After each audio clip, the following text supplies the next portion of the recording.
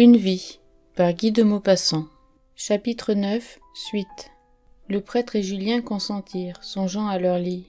Puis l'abbé Picot s'agenouilla à son tour, pria, se releva et sortit en prononçant « C'était une sainte », sur le ton dont il disait « Dominus vobiscum ». Alors le vicomte de sa voix ordinaire demanda « Vas-tu prendre quelque chose ?» Jeanne ne répondit point, ignorant qu'il s'adressait à elle. Il reprit « Tu ferais peut-être bien de manger un peu pour te soutenir. » Elle répliqua d'un air égaré « Envoie tout de suite chercher papa. » Et il sortit pour expédier un cavalier à Rouen. Elle demeura abîmée dans une sorte de douleur immobile, comme si elle eût attendu, pour s'abandonner au flot montant des regrets désespérés, l'heure du dernier tête-à-tête. Les ombres avaient envahi la chambre, voilant la morte de ténèbres. La veuve Dantu se mit à rôder de son pas léger, cherchant et disposant des objets invisibles, avec des mouvements silencieux de garde-malade. Puis elle alluma 2 bougies qu'elle posa doucement sur la table de nuit couverte d'une serviette blanche à la tête du lit. Jeanne ne semblait rien voir, rien sentir, rien comprendre. Elle attendait d'être seule. Julien rentra, il avait dîné, et de nouveau il demanda « Tu ne veux rien prendre ?» Sa femme fit non de la tête. Il s'assit d'un air résigné plutôt que triste, et demeura sans parler. Ils restaient tous trois, éloignés l'un de l'autre, sans un mouvement sur leur siège. Par moments, la garde s'endormait, ronflait un peu, puis se réveillait brusquement. Julien, à la fin, se leva et s'approchant de Jeanne. « Veux-tu rester seule maintenant ?» Elle lui prit la main dans un élan involontaire. « Oh oui, laissez-moi. » Il l'embrassa sur le front en murmurant « Je viendrai te voir de temps en temps. » Il sortit avec la veuve Dantu, qui roula son fauteuil dans la chambre voisine. Jeanne ferma la porte, puis elle alla ouvrir toute grande 2 fenêtres. Elle reçut en pleine figure la tiède caresse d'un soir de fenaison. Les foins de la pelouse fauchés la veille étaient couchés sous le clair de lune. Cette douce sensation lui fit mal, la navra comme une ironie. Elle revint près du lit, prit une des mains inertes et froides et se mit à considérer sa mère. Elle n'était plus enflée comme au moment de l'attaque, elle semblait dormir à présent, plus paisiblement qu'elle n'avait jamais fait, et la flamme pâle des bougies, qu'agitaient des souffles, déplaçaient à tout moment, les ombres de son visage, la faisant vivante, comme si elle eût remué. Jeanne la regardait avidement, et du fond des lointains de sa petite jeunesse, une foule de souvenirs accourait. Elle se rappelait les visites de petite mère au parloir du couvent, la façon dont elle lui tendait le sac de papier plein de gâteaux, une multitude de petits détails, de petits faits, de petites tendresses, des paroles, des intonations, des gestes familiers. Les plis de ses yeux quand elle riait, son grand soupir essoufflé quand elle venait de s'asseoir. Et elle restait là, contemplant, se répétant dans une sorte d'hébétement. Elle est morte. Et toute l'horreur de ce mot lui apparut. Celle couchée là, maman, petite mère, Madame Adélaïde, était morte. Elle ne remuait plus, ne parlait plus, ne riait plus, ne dînerait plus jamais en face de petite mère. Elle ne dirait plus « Bonjour Jeannette », elle était morte. On allait la clouer dans une caisse et l'enfouir. Et ce serait fini, on ne la verrait plus. Était-ce possible? Comment? Elle n'aurait plus sa mère? Cette chère figure si familière, vue dès qu'on a ouvert les yeux, aimée dès qu'on a ouvert les bras, ce grand déversoir d'affection, cet être unique, la mère plus important pour le cœur que tout le reste des êtres était disparue. Elle n'avait plus que quelques heures à regarder son visage, ce visage immobile et sans pensée, et puis rien, plus rien, un souvenir. Et elle s'abattit sur les genoux dans une crise horrible de désespoir, et les mains crispées sur la toile qu'elle tordait, la bouche collée sur le lit, elle cria d'une voix déchirante, étouffée dans les draps et les couvertures. « Oh maman, ma pauvre maman, maman !» Puis, comme elle se sentait folle, folle ainsi qu'elle l'avait été dans cette nuit de fuite à travers la neige, elle se releva et courut à la fenêtre pour se rafraîchir, boire de l'air nouveau qui n'était point l'air de cette couche, l'air de cette morte. Les gazons coupés, les arbres, la lande, la mer là-bas se reposaient dans une paix silencieuse, endormis sous le charme tendre de la lune. Un peu de cette douceur calmante pénétra Jeanne, et elle se mit à pleurer lentement. Puis elle revint auprès du lit et s'assit en reprenant dans sa main la main de petite mère, comme si elle eût veillé malade. Un gros insecte était entré attiré par les bougies, il battait les murs comme une balle, allait d'un bout à l'autre de la chambre. Jeanne, distraite par son vol ronflant, levait les yeux pour le voir, mais elle n'apercevait jamais que son ombre errante sur le blanc du plafond. Puis elle ne l'entendit plus. Alors elle remarqua le tic-tac léger de la pendule et un autre petit bruit, ou plutôt un bruissement presque imperceptible. C'était la montre de petite mère qui continuait à marcher, oubliée dans la robe jetée sur une chaise au pied du lit. Et soudain, un vague rapprochement entre cette morte et cette mécanique qui ne s'était point arrêtée raviva la douleur aiguë au cœur de Jeanne. Elle regarda l'heure. Il était à peine 10h30, et elle fut prise d'une peur horrible de cette nuit entière à passer là. D'autres souvenirs lui revenaient, ceux de sa propre vie. Rosalie, Gilberte, les amères désillusions de son cœur. Tout n'était donc que misère, chagrin, malheur et mort. Tout trompait, tout mentait, tout faisait souffrir et pleurer. Où trouver un peu de repos et de joie? Dans une autre existence sans doute, quand l'âme était délivrée de l'épreuve de la terre. L'âme, elle se mit à rêver sur cet insondable mystère, se jetant brusquement en des convictions poétiques que d'autres hypothèses, non moins vagues, renversaient immédiatement. Où donc était maintenant l'âme de sa mère, l'âme de ce corps immobile et glacé, très loin peut-être, quelque part dans l'espace, mais où? Évaporée comme le parfum d'une fleur sèche, ou errante comme un invisible oiseau échappé de sa cage.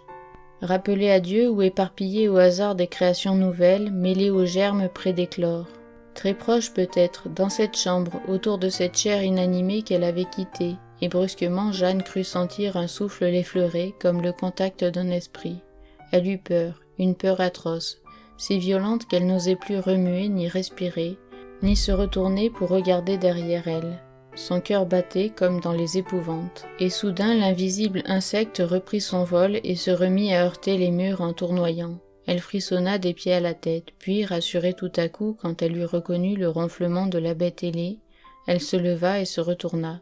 Ses yeux tombèrent sur le secrétaire aux têtes de sphinx, le meuble aux reliques.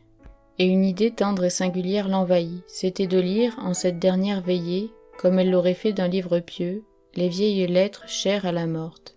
Il lui sembla qu'elle allait remplir un devoir délicat et sacré, quelque chose de vraiment filial, qui ferait plaisir dans l'autre monde à petite mère. C'était l'ancienne correspondance de son grand-père et de sa grand-mère qu'elle n'avait point connue. Elle voulait leur tendre les bras par-dessus le corps de leur fille, aller vers eux en cette nuit funèbre, comme s'ils eussent souffert aussi, former une sorte de chaîne mystérieuse de tendresse entre ceux-là morts autrefois, celle qui venait de disparaître à son tour et elle-même restée encore sur la terre. Elle se leva, abattit la tablette du secrétaire et prit dans le tiroir du bas une dizaine de petits paquets de papier jaune ficelés avec ordre et rangés côte à côte. Elle les déposa tous sur le lit, entre les bras de la baronne par une sorte de raffinement sentimental, et elle se mit à lire. C'étaient ces vieilles épîtres qu'on retrouve dans les antiques secrétaires de famille, ces épîtres qui sentent un autre siècle.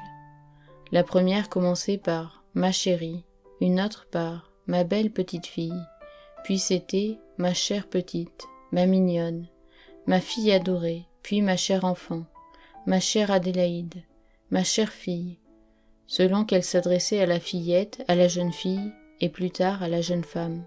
Et tout cela était plein de tendresse passionnée et puérile, de 1000 petites choses intimes, de grands et simples événements du foyer si mesquins pour les indifférents. Père a la grippe, la bonne Hortense s'est brûlée au doigt, le chat Croquera est mort, on a abattu le sapin à droite de la barrière. Mère a perdu son livre de messe en revenant de l'église, elle pense qu'on le lui a volé.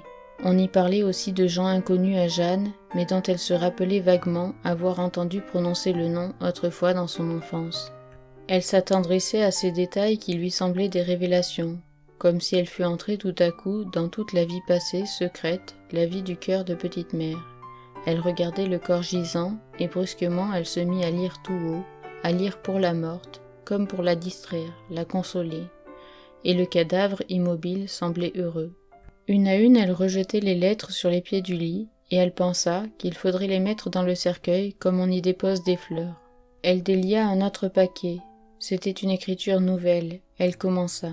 « Je ne peux plus me passer de tes caresses. Je t'aime à devenir fou. » Rien de plus, pas de nom. Elle retourna le papier sans comprendre. L'adresse portait bien « Madame la baronne le Pertuis des Vaux ». Alors, elle ouvrit la suivante. « Viens ce soir dès qu'il sera sorti. » Nous aurons 1 heure. Je t'adore. » Dans une autre, « J'ai passé une nuit de délire à te désirer vainement. J'avais ton corps dans mes bras, ta bouche sous mes lèvres, tes yeux sous mes yeux. Et puis je me sentais des rages à me jeter par la fenêtre en songeant qu'à cette heure-là, tu dormais à son côté, qu'il te possédait à son gré. » Jeanne, interdite, ne comprenait pas. Qu'était-ce que cela?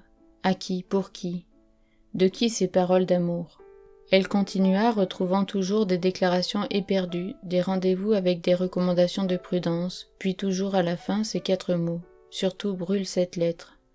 Enfin, elle ouvrit un billet banal, une simple acceptation à dîner, mais de la même écriture et signée Paul Denmar, celui que le baron appelait, quand il parlait encore de lui, mon pauvre vieux Paul, et dont la femme avait été la meilleure amie de la baronne. Alors Jeanne, brusquement, fut effleurée d'un doute qui devint tout de suite une certitude. Sa mère l'avait eu pour amant.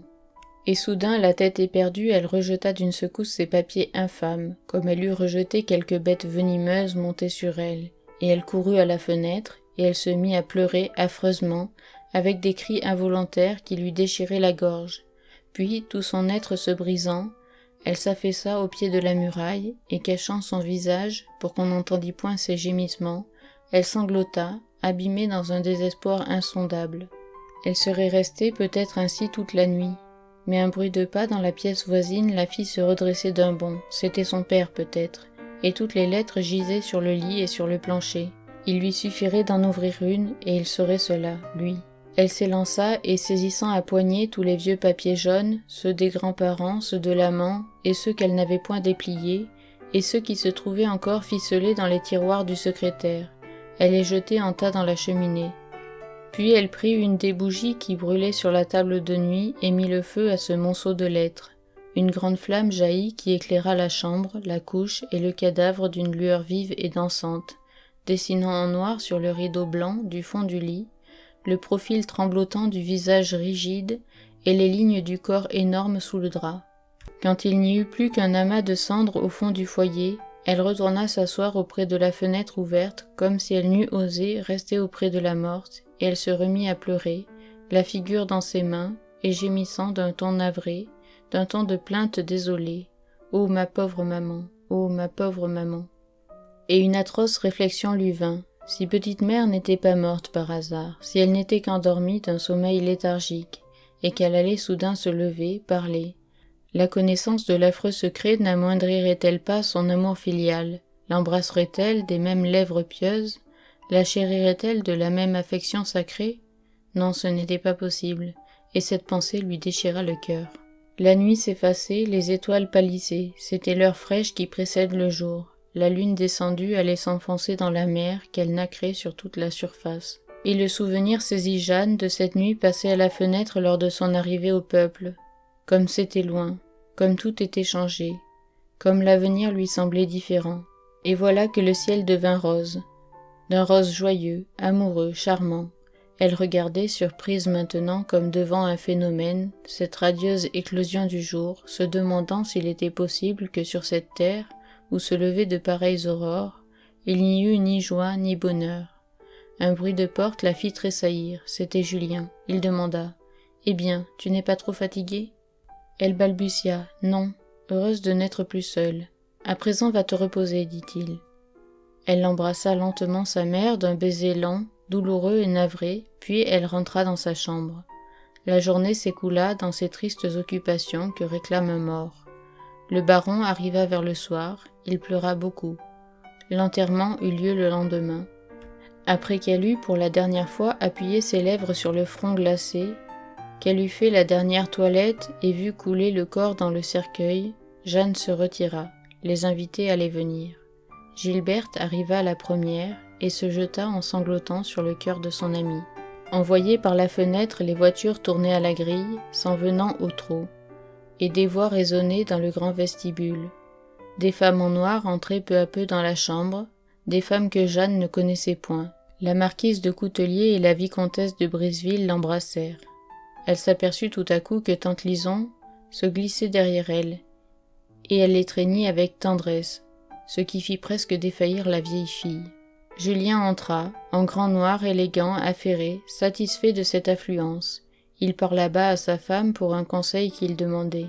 Il ajouta d'un ton confidentiel « Toute la noblesse est venue, ce sera très bien ». Et il repartit en saluant gravement les dames. Tante Lison et la comtesse Gilberte restèrent seules auprès de Jeanne pendant que s'accomplissait la cérémonie funèbre. La comtesse l'embrassait sans cesse en répétant « Ma pauvre chérie, ma pauvre chérie ». Quand le comte de Fourville revint chercher sa femme, il pleurait lui-même comme s'il avait perdu sa propre mère. Je vous dis à bientôt pour une nouvelle vidéo. N'hésitez pas à vous abonner.